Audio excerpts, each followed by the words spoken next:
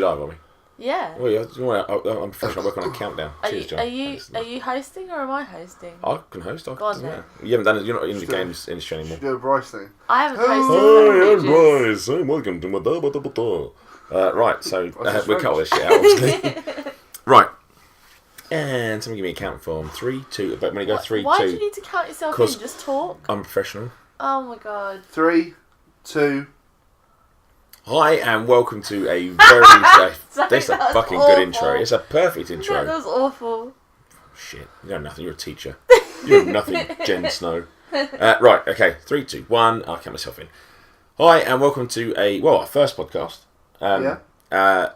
This is going to be a regular... Yeah, it's going to be a regular thing, I think, because this snowball's really good, and I want to use more of it. So...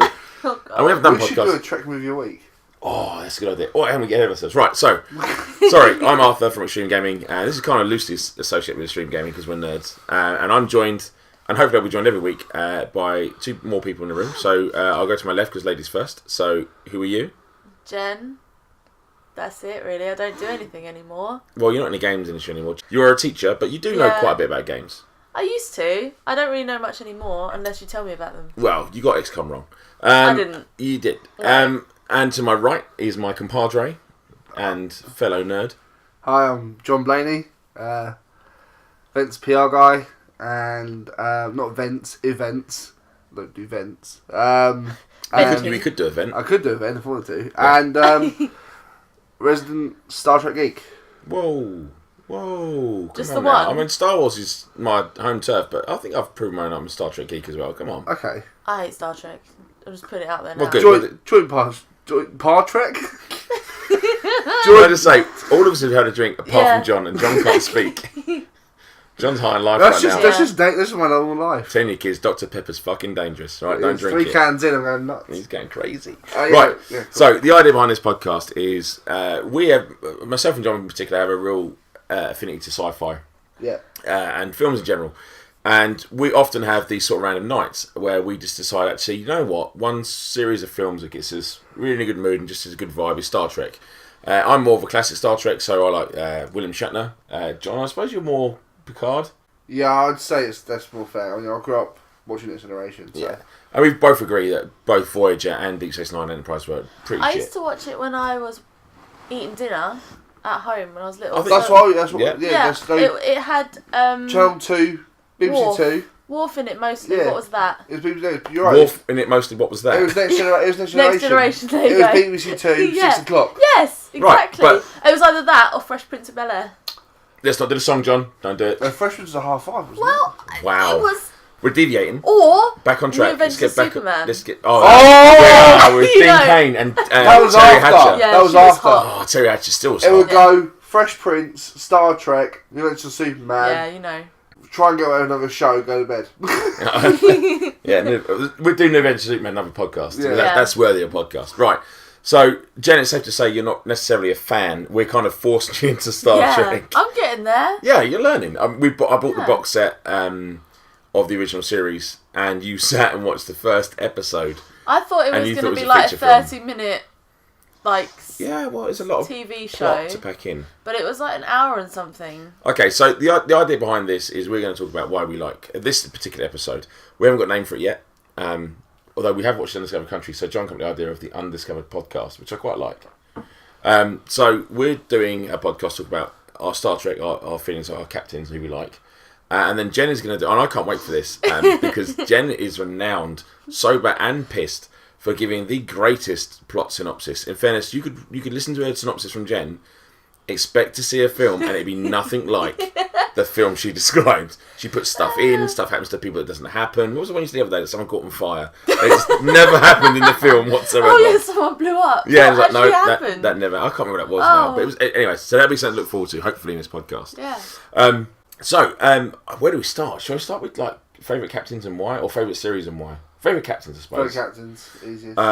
We'll start with. I think if we do yourself first, then we do Jen, because I think Jen's is going to be interesting, and it might just break up the monotony of me and you having a quite serious chat. There was a about woman Star one, wasn't Yeah, Janeway. Janeway, yeah. Well, my favourite character was Archer.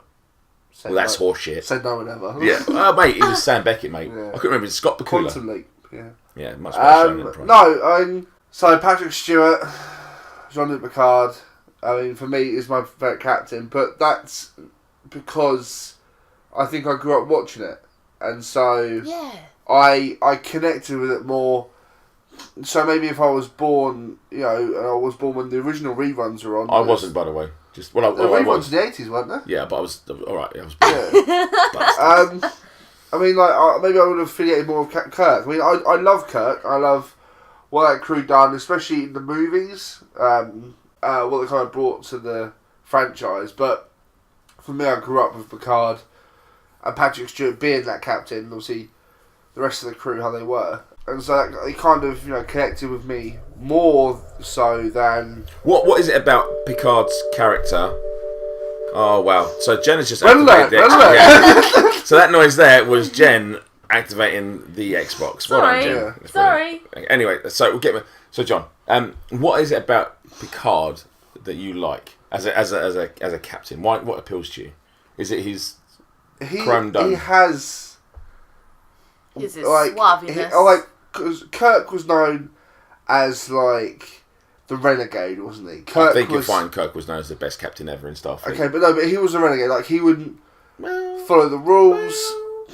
He would always find a way around it to win the day. That's why he was demoted. See, I know stuff about things. He was demoted as a kind of a reward, though. So. Yeah, because he wanted to be a captain rather than an admiral. Shit, we're making ground here, John. This is good. But there is Picard. I mean, not only the fact I associate Star Trek with him because he's what I watched growing up. It's his values as well. Oh, come on. No, he's boring. Picard's values are amazing. He's boring. He is boring. He's more iconic in the way that he's not scared. He's willing to do the stuff that other captains maybe aren't in Starfleet, and he is adapted to it. He is bringing forward a different era of the Federation. You remember when Kirk was a captain / admiral / captain? It was a different era. We didn't have peace with all these. Not that we do currently, so it's not a real thing. But we didn't have peace with the Klingons. I think for ages the Romulans went back into hiding. I think I get what you're saying. I know it's as a character to be portrayed and as an actor to portray him. It was a very difficult time to do Star Trek because the films had just finished, and when we just watched Undiscovered Country, which Jen's going to describe to you all in a minute. And at the end of that film, basically, the big bad that have been the big bad for a long time, which were the Klingons, were now, friends, as BFFs, right? So it's weird. The new captain can't have that same, and a lot of the exploration had been done. So Star Trek itself, exactly. I mean, you have, Beta and Alpha Quadrant are covered. Do you know what I mean? That it's done. So you know the Romulan Star Empire's there. You know the Klingons are out there. You know, you've got the Andorians, Vulcans, all those races. And so Next Generation tried to explore a bit more of that and also go into more detail. But it showed where the Federation was at that point in its lifespan. And it was more of a political empire, like it's referred to in Next Generation and the movies. Yeah, I mean, politics. It's an old-fashioned, it's what in Insurrection. The bad guy in Insurrection, I forgot his name. He refers to the Federation. It's not Shizor. No, it's not Shin's on there. That's Nemesis, isn't it? Yeah. Yeah. He refers to the Federation as outdated. So when it was Kirk's time, it was ahead. It was of exploration. It was getting out there. But I mentioned the Federation's in its 200th, 300th year when Picard's a captain. John, I'm not going to say that you sound defensive defending Picard. You sound a little bit defensive. I'm just saying what you like about him. You like him. I think he's a great character. And he sings. Right. No, but I think he's a good captain. I think he makes great decisions. He is very witty on his feet. He's the next progression, I feel, that from Kirk. He was the right progression. Do you know what I think the difference between Picard and Kirk is? And I do like Picard. I like Picard anyway. Yeah. But I think Picard's the kind of captain that when Admiralty comes to him, he'll embrace it and it's something he wants to do, as opposed to saying he's quite happy to move on and teach others. Whereas Kirk would rather stay just in the moment rather than go away. I think maybe now, if Next Generation had carried on, or a lot of movies had carried on that far, how far, obviously the original movies did, if the writers didn't leave, that kind of shit, then maybe we would have seen that progression. But I think when we left him in Nemesis, I mean, in the movies, how short they were, he always talked about how he missed exploring. Yeah. And how he missed when the Enterprise was an exploration vessel.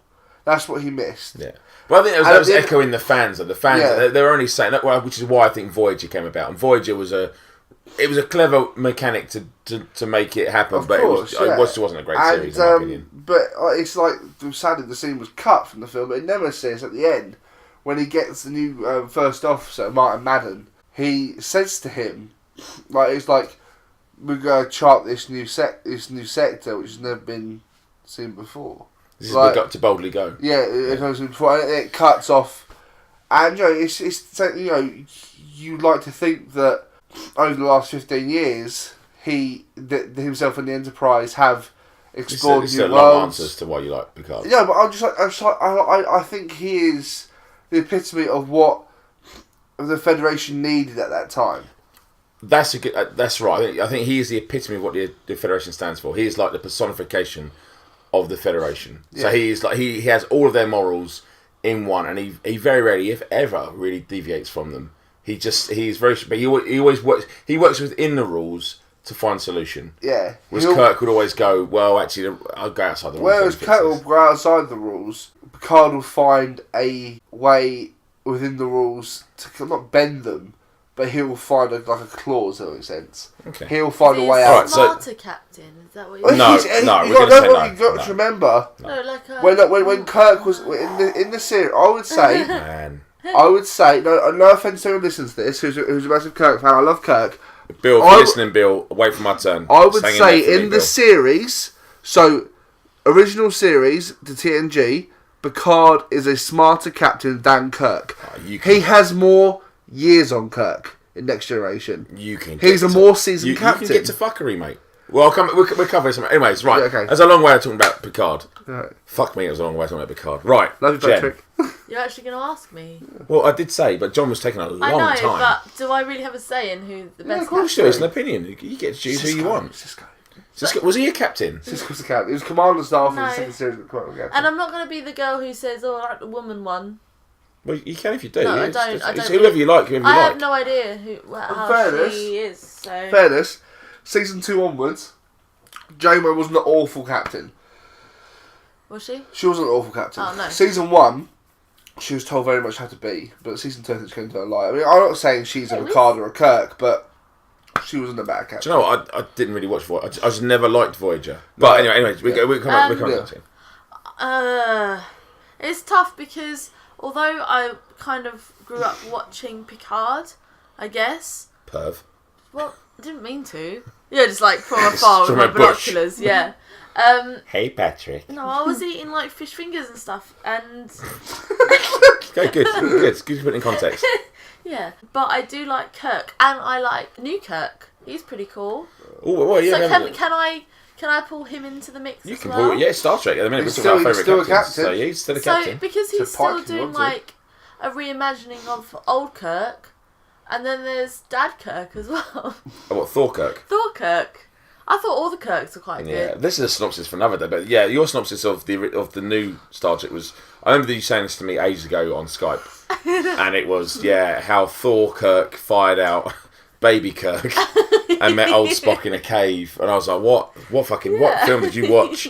But yeah, Well, there is old Spock in a cave. There is, but new it's just Kirk. no one explained it. It's just Spock. It's No, because there's old Spock in the cave, Yeah. and new Spock is still in space on like the Enterprise or whatever it is. correct. So it is old Spock you in the like cave. Kirk? I think What so. Kirk? Sorry, though. What- Hang on, are we talking about old Kirk or new Kirk? Well, it's- 'Cause- yeah, which one Kirk, do you- what yeah. iteration of Kirk do you connect most with? I don't know, because I like how old Kirk is like proper womanizing, and I don't think new Kirk is quite. Well, you see New Kirk having sex with a green alien Yeah. in one of the almost. I Like know, he is but it's proper not honest. 20 quite minutes. as full on lady times as it is with. We're not talking about his menstrual cycle. What I'm saying is. No, as in old Kirk is like every episode, new woman, do this, that, and the other. Well. It is kind of, and Yeah, but and then New Kirk New Kirk- sleeps with a green alien and is immediately trying to chat with Uhura. Yeah, in the but when first do you film. see In him the with second anyone film, else? he gets the lady doctor. Marcus. Yeah, Marcus. Oh, I've not really watched the second one Yeah. twice because. Okay.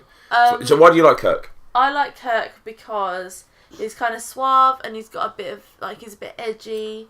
So you're saying he'd have a chance with you? That's what you're saying. No. You clearly are. It's just a podcast. No. You can't see Jen's face, but Jen's clearly like, yeah, I'd No, what I'm saying is, I think I just put prefer. the sex on Kirk. Yeah, if I was going to put the sex on one of them, it probably would be Kirk over Picard because I don't know. Which Kirk, You can't either. Either. Have That's you seen- strong. I don't think you still. Because he's still just Kirk. You can show me. Shatner still looks like a prince. Oh, compared to Picard. So you asked me the other day. He's got like a vampire. Yeah. Very certainly he's fucking Dorian Gray. Was it me and my sister? You asked the other day which Kirk we preferred. No, I've never asked you. Yeah, which You is did. it. You showed me two pictures. One of Shatner and one of the other guy. Oh yes, no, it was. Yeah, Well, they're yes, both young, AXG, though. yeah. Yeah. I think I do prefer the new Kirk very slightly in looks, but they're Just look over there, that box. We got Star Trek sitting out on the side. Look at him. yeah. He's a You prince. can't say that Patrick Stewart is ugly, can you? No, I'm not saying. I'm not. No, saying, He's I am very not. distinguished. In fairness, I'm not saying any of the captains are unattractive, male or No. female. They're all very handsome in their own right. However, Shatner's a fucking prince. Look at him. Just take a moment. I think it's the way he's lit, to be honest. Just take a moment. It's true. Just You look at him. know about Shatner's life. Just look at him. Yeah, I know. Just Are we done? quite. He is a prince. Yeah, he's alright.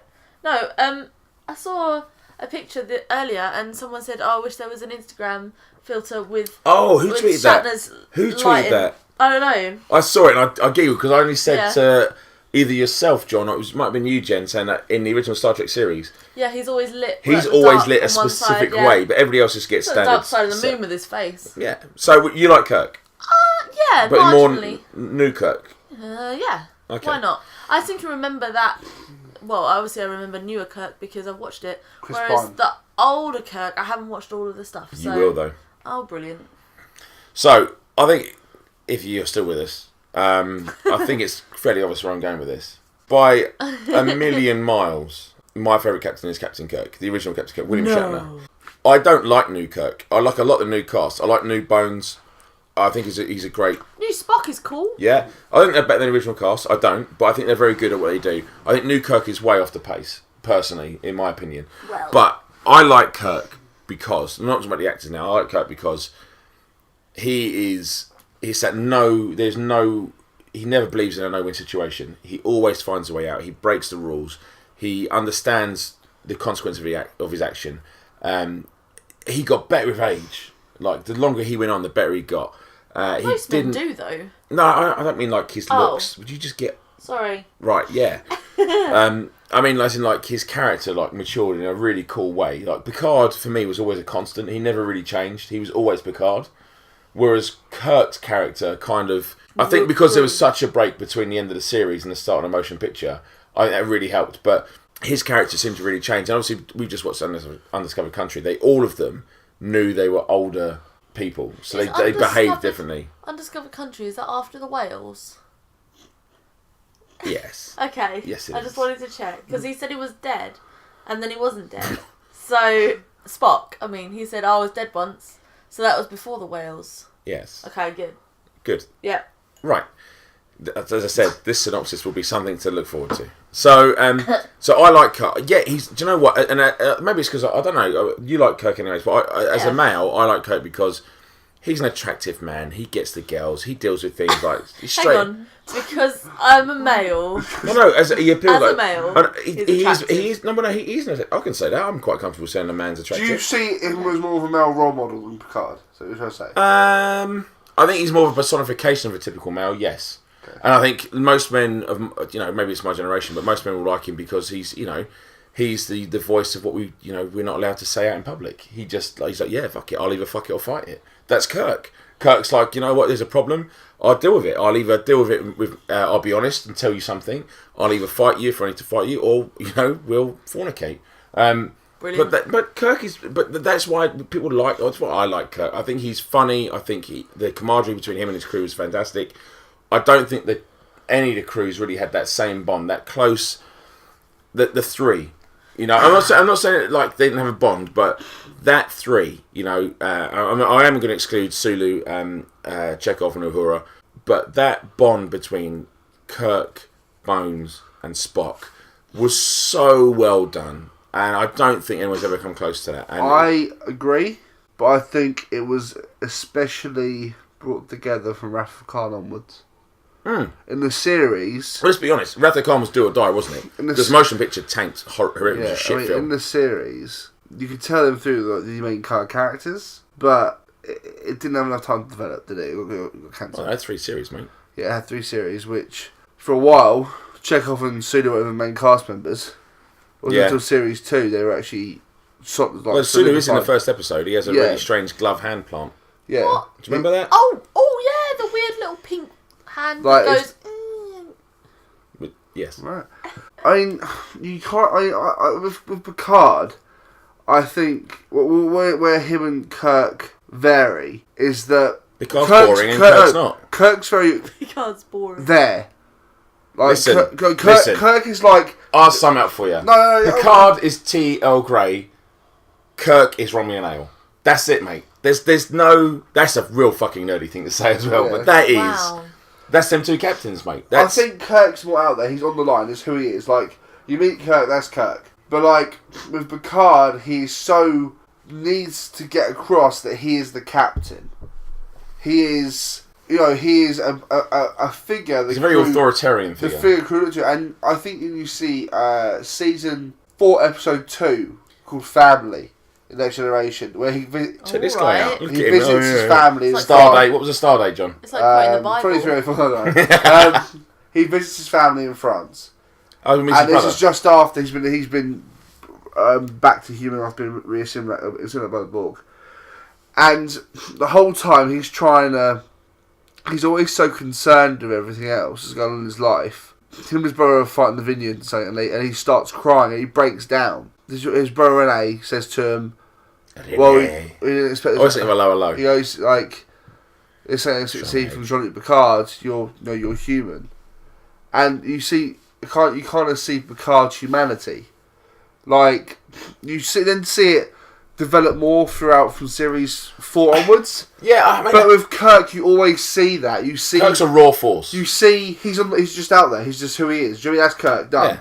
But with Picard, he had such an authority. Do you know? I think Picard is a very British captain. Like you can see him as like an Admiral Nelson type character. He's very much rolling his R's all the time. Like there's a red alert.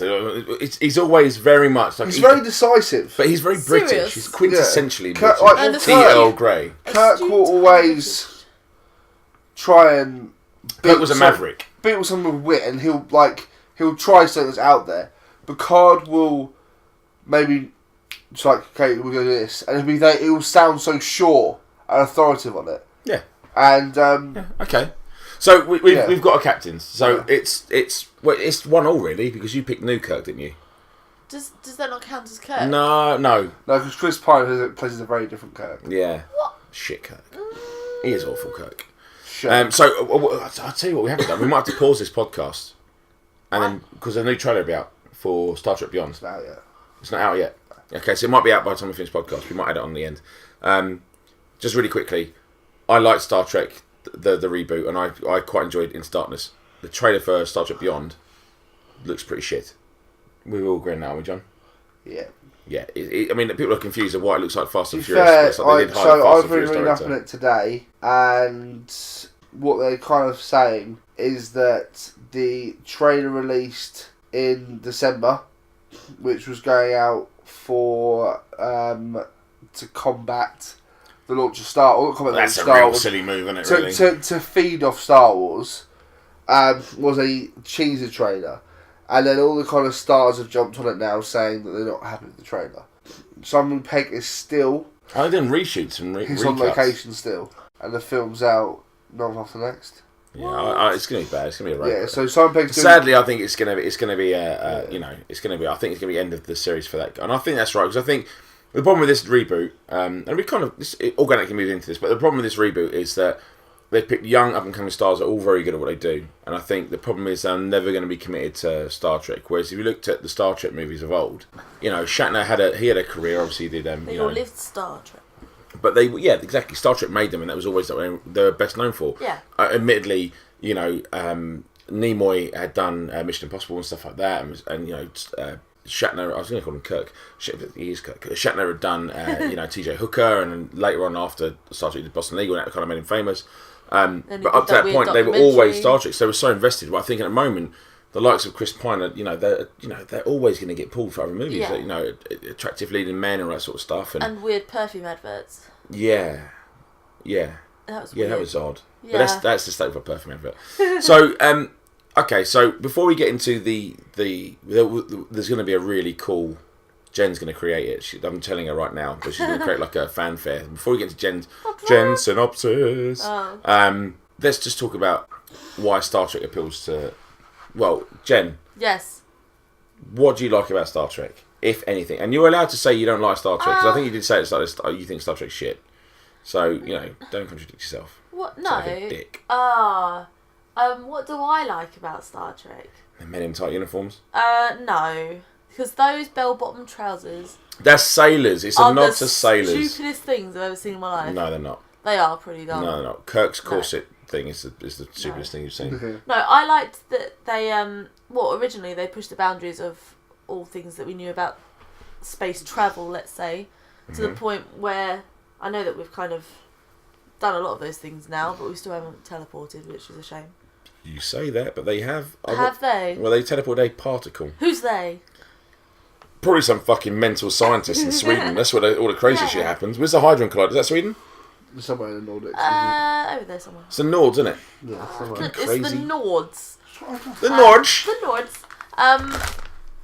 So that rustling was there's a packet. So we're recording this podcast in Jen's flat, and Jen has a pet rabbit called Wizard, and Wizard loves raisins. They're like crack cocaine to him. And John has a packet of chocolate raisins, and Wizard's obviously detected them and just gone a little bit mental.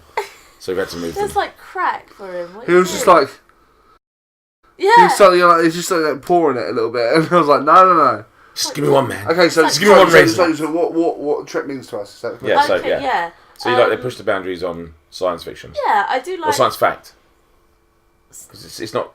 It's science faction. Science faction. Right. Yeah. I like how cheesy it is at times. I think that obviously back when it came out, it was kind of like, whoa, what are they doing? But now when you watch it back, it's quite funny. I just giggle a lot. Yeah.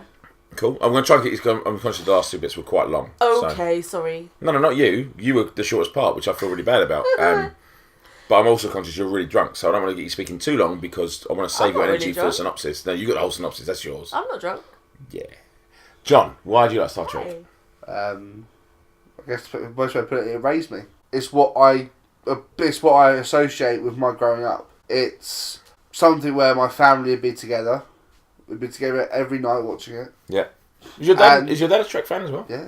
Oh, wow. Yeah. Cool. I wouldn't say they're as into it as I am. I mean, but they watched it with you? Yeah, I kind of maybe took... I mean, my mum will watch the Sci-Fi Channel for Next Generation, Voyager and stuff. She'll always watch it.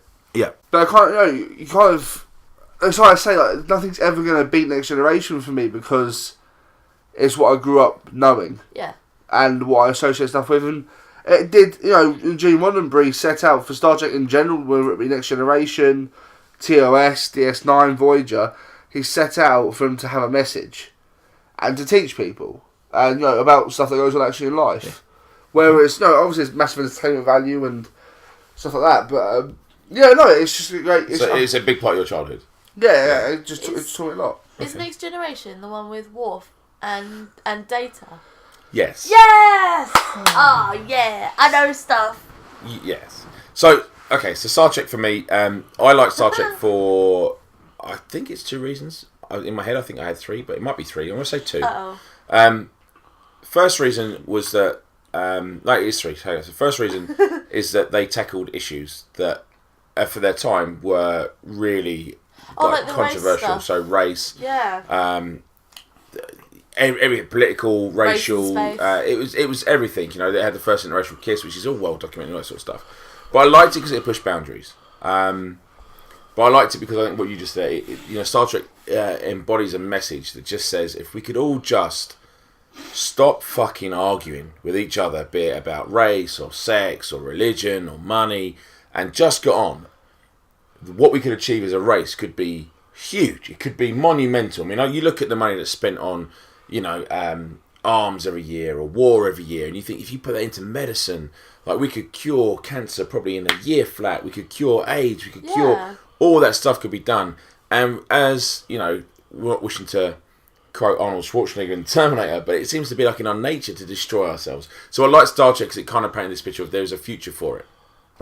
Third reason was, as you pointed out earlier in the podcast, I'm old enough to have watched the reruns of the original Star Trek. And I watched them, actually, I'm old enough to watch 2 versions of the reruns. So the first time I watched it, I never really liked Star Trek. I just didn't get into it. I've just always been a Star Wars fan. Star Wars has always been my number one. But Star Trek always hits me with a massive wave of nostalgia. It was a period of cinema and film for me and TV that never came back. So like my Saturdays were Airwolf, Battlestar Galactica, my cartoons were He-Man and all that sort of stuff, and Star Trek was a big part of that.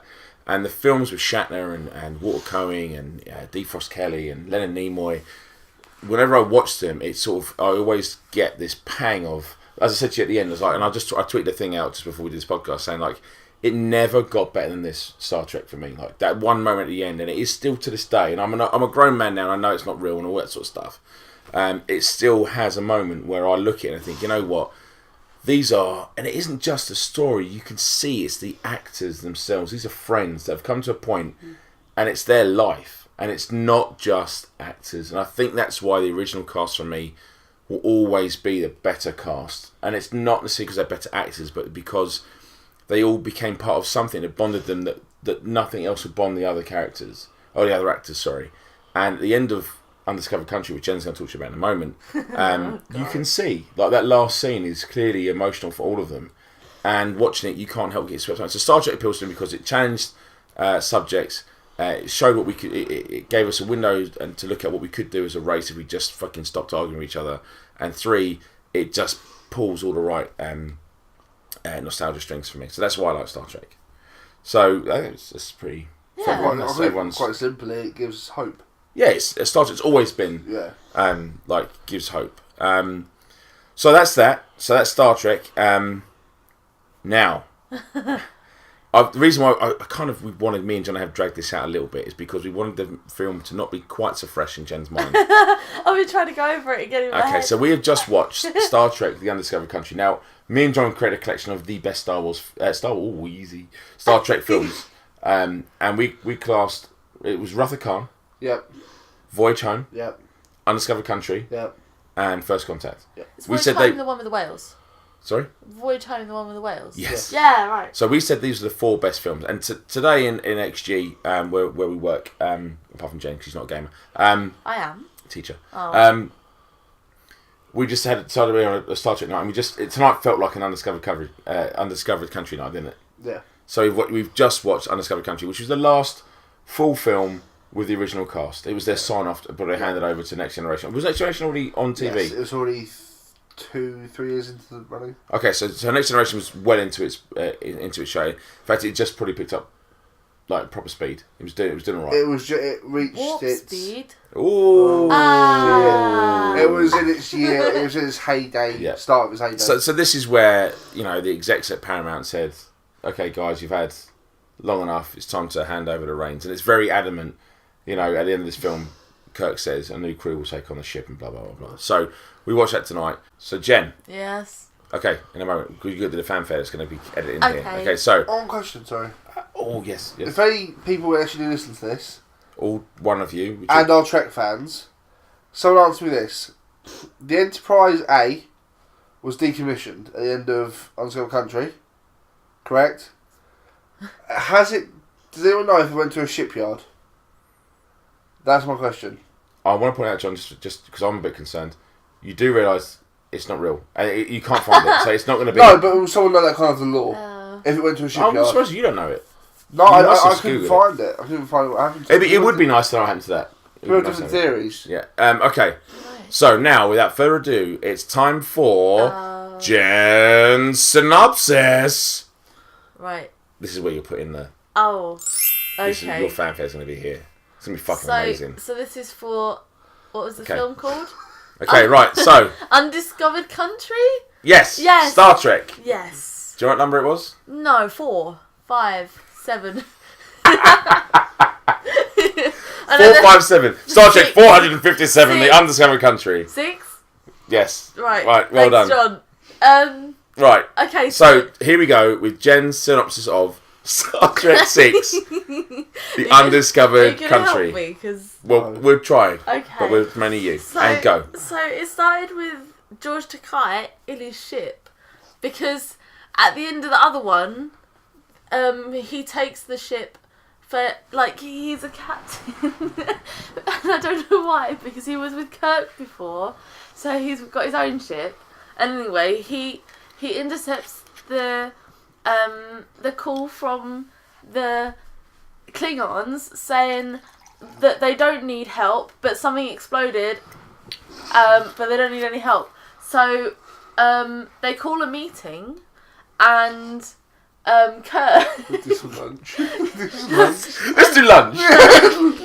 No, all the captain guys, they get called in for a meeting. All the captain guys. Just imagine that in Starfleet. There's an amazing disaster. Call all the captain guys in. We need to have them all in. Get all of them, captain guys. So anyway, they sit around the table. Yep. And then Kirk's there going, what we doing? and Spock decides to take over the meeting and goes, actually, I've put Kirk forward to start this mission, which is we're going to go and help the Klingons. And why are you helpful? Because the thing blew up, and they were like, no, we don't need your help, but I think they were just being a bit modest. And so... Who was being modest? The Klingons? Yeah. Our race known for their modesty. Yeah. And there was like this neutral zone that they wanted to get rid of. They want to get rid of this neutral zone. All this, get rid of it. We don't need that anymore. It's like Lawrence Llewellyn Boland got in of it. All this neutral zone. Lose that. Blue is not the colour for the sector. I thought she said mutual zone. The neutral zone. There's a neutral zone. Yeah. That they have to go through to get to the Klingons, and Kirk's like, well, I don't want to because they killed my son from my love sex in the cave with the woman from before. I don't think he had sex in the cave. Unless, I mean, I know it was a Genesis program, well, but unless he saw her in the cave, and then but I don't think he had sex with her, and then suddenly his child was 24 years old. Swedish-looking son was there, and was like, "Hey, father," and they had a hug. And that was it, really. That's their... Okay, that's another synopsis. That's a... Yeah. Yeah. So they go anyway, because Kirk's like, oh, it's my job. And so they all go to the Klingons, and the Klingons say, we don't need your help. And then they go on it, but they keep quoting, like Shakespeare, which is really weird, because they said that it's better in Klingon, and I don't understand that. That was a joke. The Klingons were making a joke. Well, they're not funny. And then... they accuse them because they all so they're all floating around. Floating around. Right. I have to say though that I was eating and drinking during watching this, so I don't really remember all the bits. Anyway, so the Klingons are all floating around because someone hit their ship, and so the gravity doesn't work. So they're all floating, and then the Stigs come in. The Stigs. Yeah, it's a very good point. 2 Stigs arrive. Yeah. 2 Stigs arrive, and then they shoot them, and the pink stuff goes everywhere. And then Kirk and the other guy. You can do this. Is his name Sky? No, what is his name? What is his name? The guy, the medicine guy. He helped. Sean Connery. No, the medicine man. No, the surgeon. They go to... There's been a Klingon shot. No, they go to the Klingons because the Klingons think that they did it, but they go and say, no, we didn't do it, and... Your synopsis is actually longer than this part of the film. Right. You've done like a 25-minute synopsis on 10 minutes of the film. Anyway, the guy's dying, like the counsellor guy's dying, so the medical guy tries to help, and he has a bit of a moment, and it doesn't work, and then there's pink stuff everywhere, and then all of a sudden they're in like they're being like in a trial because Yes. yeah, and then the guy from Monty Python is there. I have to say, as a cracking observation, that the Klingon, whoever he is, the High Counselor, is definitely the guy from Holy Grail. What do you seek? If him and that guy, Kirk would have been fine. What is your name? Kirk. And then the only woman Klingon is really grumpy. Her dad just got assassinated. Her dad just died. No, he got assassinated. Yeah. He didn't just die. Well, she's just a bit of a bitch. And then they have this really awkward trial where they're just pressuring him all the time. Who was Kirk's defence? Oh, Worf Dad. Worf Dad, played by Worf. Yes. Good. Worf Dad.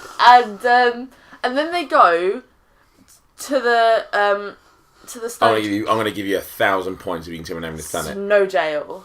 Snow jail is correct. No, it's a snowman jail. And then they throw the guy out in the snow to prove a point. And then they go in and they have a fight.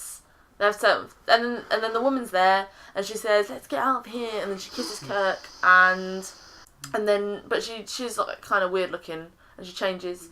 And then she turns into a girl. She looks like a child. She's turned into an alien man first. She turned into a child as well. Yeah. I don't think she looks like kind of like a proto Hailey Berry. Yeah. Haley, whatever. Yeah, but she looks like a proto version of her. Like, yeah. Anyway, they escape, but it was all a ruse, and then Kirk fights Kirk. That's a glorious scene. Kirk fights Kirk, and then they beam up.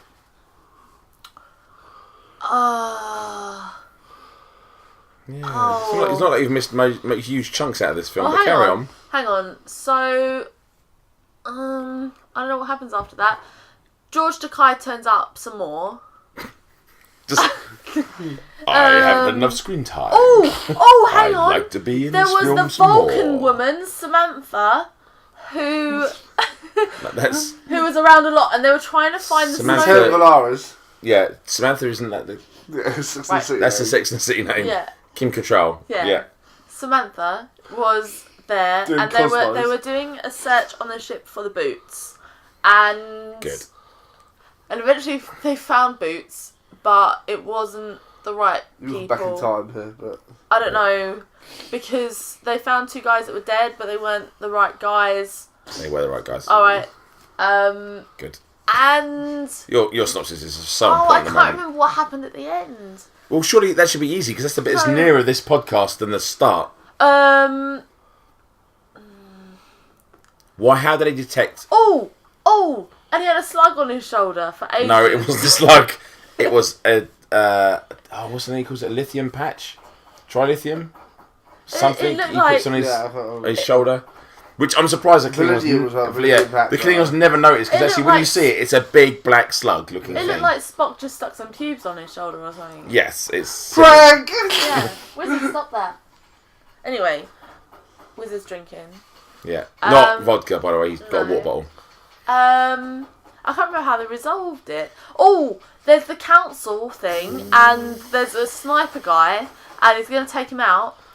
But then they realise that Samantha was the evil one, and then they go to the council thing, and they they go and save everyone. The guy with the white beard and the floppy bits. Who on isn't a his- Klingon but looks exactly like a yeah. Klingon. What race was he? Sorry. Ifian or something? Ifian, I don't know. Yeah. Elysian. Ifian, something like that. Yeah. And He's actually Charles Napier from RoboCop. Oh. But that's another thing. And in every Paul Verhoeven film, but as a bad guy. But Oh, still. I can't remember what happens. Okay, so Kirk saves the white-haired guy, and then he falls on him again. He falls on him twice. It's like the scene from Austin Powers where he's like, "Oh, I fell over. Oh, I fell over again. Oh," and he does fall on him like twice, and it's kind of weird. Anyway, and the ships have the shields up. And then they're like cloaked, and then they fire at each other, and then there's a hole through the Enterprise for a while. And George Takei turns up and shoots. He's like, "Fire on that explosion!" And then How did that explosion take place? because Kirk fired at the How did he fire at it? with a laser. No. I don't know. Right, and then what happens? And then at the end, they say, "Well, your ship's damaged. Bring it in." And then they go, "Actually, no. We want to adventure some more. See you later. Bye." And there you go. That's Star Trek: The Undiscovered Country. Brilliant. Yeah. So if you have What was the country that was undiscovered then? peace. Well, that's Peace. bullshit. It's referenced Is it? in the table when they had the meeting at the table. What, at the beginning? Well, yeah, about 10, 15 minutes Well, in. they had the Klingons over. For lunch. Yeah, Oh, the Klingons have lunch and they And have ale. and they had the blue blame... spaghetti. Yeah. They blame the ale. Yeah. Yep. So that's it. So that's Star Trek: Undiscovered Country is a great film. It's a nice. I thought it was a great. Perfect send off. Not by that synopsis, by the way. If you haven't seen it, watch it yourself. It's like $7.99 on Xbox, which I bought today. Or you can get it on Blu-ray or all that sort of stuff. I But thought it was a good film. It is a crack. It's a lovely send off for that crew. Lovely send off for that crew. So that's where we are right now. We've enjoyed Star Trek tonight. We've got to go back to a game. Our piece is still on the board actually. Me and myself, John and myself are playing. You're in the toilet. Well, we'll keep that in the podcast. Thanks. We're playing Star Trek Seen It. I would be rubbish at seeing it. Yes. So I don't bother. No, you don't. Which is good for us. So we're going to end the podcast there. So hopefully you'll tune into the next one whenever we do that. Hopefully it might be next week. Can we watch the one with the whales next? I'm up for that. Yeah. Voyage Home is a good. Or should we watch them in order? Well, that's a bit late now because we just started with 6. We could watch them in reverse order. Well, from That's Nemesis. weird. No, well, from 6. From Nemesis. Let's Which be one's honest. The 5 only one then? that's good with the new crew Nemesis is First is Contact. Is 5 the one with the whales then? No, What? that's 4. 4. Right, so there's one in between us. Correct. That's now how and maths one... works. You're a teacher, right? So we're on 6. That's 4. Yeah. So yes, there's one in between. Yeah. That'd be Star Trek Sorry, what? I was in 5. Yeah, there we go. Right. What's that one called? Oh my God! Star Trek Final 5 Frontier. is the final frontier where they go and fight. Kirk goes and fights God. Just watch that one. It's great. Oh. It's with Spock's brother. That really fucking confused Well, we me. started watching the new series, the old series, the first series, with the Salt people. Right, so that's a good note to end the podcast. So yeah, hopefully join us for the next one. We might do an addendum to this podcast if the trailer's out at any reasonable hour because it's now 1:30 a.m. Yeah, 1:30. Oh, that's good timing for me. So if it's out any time soon, me and John are going to stay for a little while, anyways. But right, that's it. So thanks for listening. How long is this podcast, by the way? I don't know. It's got no, I don't know. Your dashboard is crazy. I'm delaying the end because John is desperate for the toilet. So the longer I keep him sat here, the more He is going a bit red. he Actually, changes colours. It's great. It's Yeah. like looking at a fab lollipop. He's different colours all over his body. John's not naked, by the way. It's just on TikTok. Right. Anyways, that's it. End of the podcast. We will see you at the next time. See you later. Bye bye. Bye. Bye.